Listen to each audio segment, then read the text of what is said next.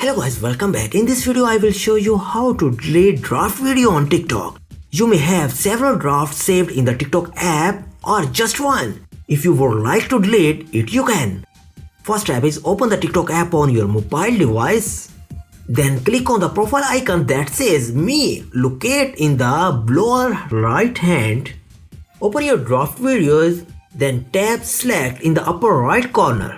Tap on bubble next to draft you would like to delete. Tap on delete and confirm by clicking discard in a pop-up box. I want to delete this, tap delete. Right now, your draft video are deleted.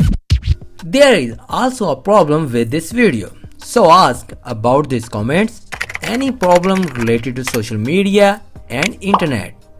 Let them know in the comments bar so that a video can be made on it.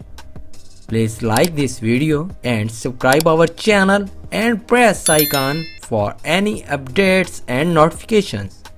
Thanks for watching.